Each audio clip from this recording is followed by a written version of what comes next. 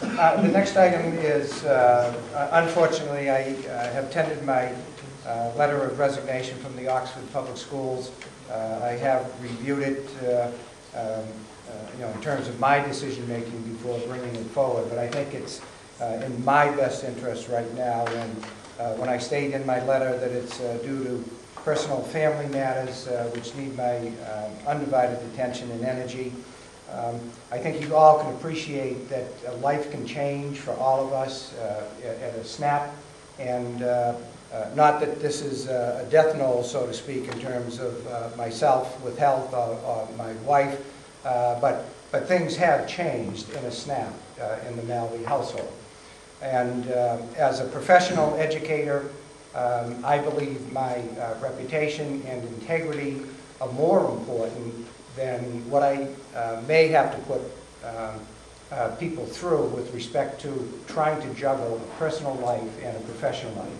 And if I can't give 100, 110% to a district because of issues that have come up at this stage of my life and in my career, where my family has had to take second fiddle, so to speak, in many, many occasions, it's time that now I can give back, and really should give back.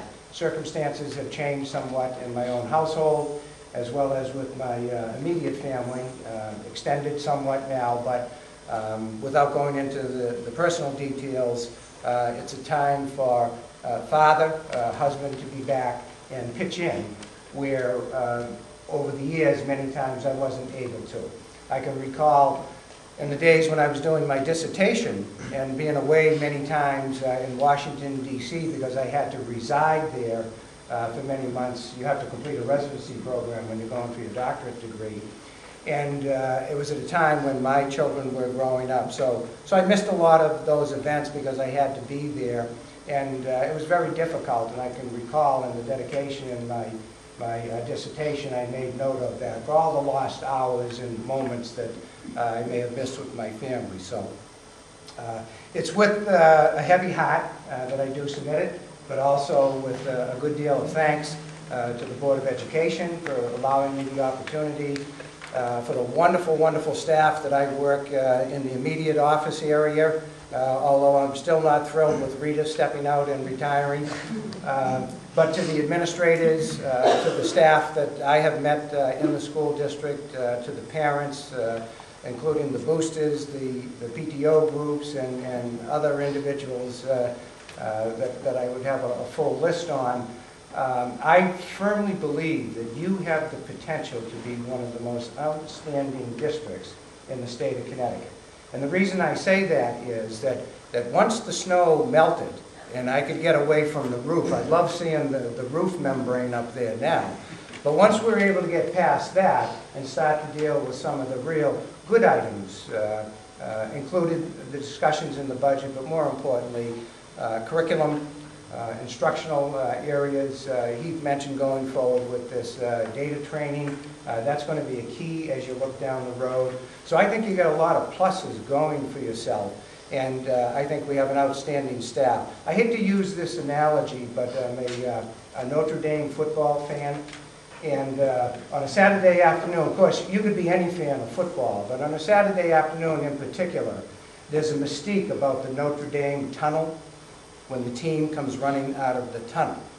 And I personally have been there and been in the tunnel to experience that, not as a football player, but as a fan.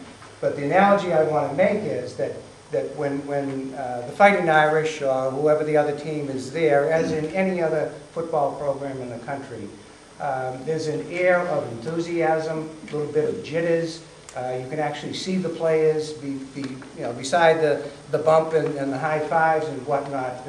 There's a tension there that I think is constructive and productive because they know what's going to happen and they're ready for it. As I walk around, I think that's probably the best pat on the back, although it may be a poor analogy for people that may not love Notre Dame or love football.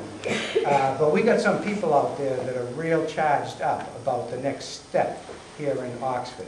So whoever comes in, I'm certainly, if I'm involved in the transition, I'm going to try to give them a little bit of that energy, because we shouldn't lose sight of that just because a superintendent submits a resignation after a brief period of time. I'll look fondly back at my time here in Oxford, and I hope someday I can either pick up an educational journal or maybe reappear in Connecticut somewhere else and find out that Oxford is doing things so well that now we want to make sure that we copycat what Oxford is doing. So best wishes to all of you. I have nothing but the highest of praise and respect for what you have done and what you will continue to do. Thank you very much.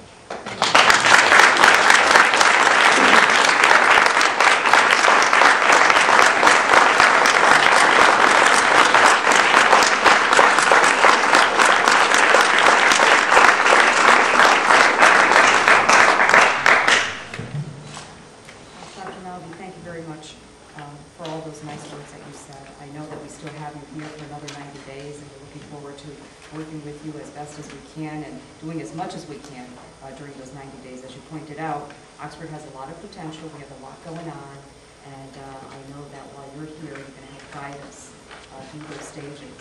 So we do appreciate it, and we value the time that you're here. Would anybody else want to say something? Dr. Malvey, I can't say as I'm not disappointed that you submitted the resignation. Someone that has the experience of your caliber, certainly this district, and I'm sure any other district wouldn't want to lose. However, at the same time, I commend you because you have put your family first. And unfortunately, when you are superintendent of schools or administrator or a teacher or even the Board of Education members who I can speak, I hope I can speak for, put a lot of time and energy into your jobs and certainly as elected officials. And your family takes a back seat. That's not a good thing at times. So I think that it's very important that you get back with your family, do what you need to do. I know that you have your sons and your grandchildren, but I think you should be commended because many a times people don't see the fact that they've not abandoned their family, but they've taken a back seat. And by the time they realize it, it's too late. And I really can't say enough about your decision with respect to that because it is extremely admirable. Because I'm sure as I and other board members, we have sacrificed time away from our families. And we live in this town. You don't live here. You commute very far away. So the time that you expend to come here is more time away from your family, just in terms of transportation. So I really, really commend you for what you have done, that you put your family first, and I hope you'll keep in contact with the district. We have a motion here. I wanted to comment as well, Liz. Oh, certainly. Dr. Malvey, I'd like to thank you for your time here. I think we were very fortunate to find somebody of your caliber to help us out.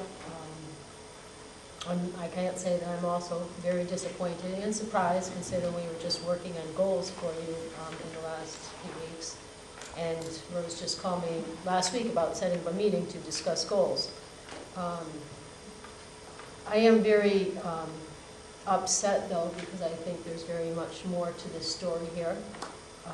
It appears, you know, on May 5th, just last week, there's an executive session meeting and a finance subcommittee meeting to discuss his performance, and a resignation immediately follows.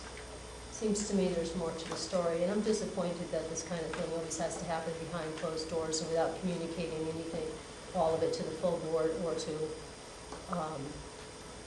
the community and other people involved in the education. I'm very disappointed that this is taking place the way it is. Any further discussion by anyone else? Okay. May I have a motion, please? So, okay. Mr. Lavin, Mr. Macchio seconds it. Mr. Lavin made the motion. Hearing no further discussion, those that agree signify by saying aye. Aye. Oppose? Nay. Abstentions?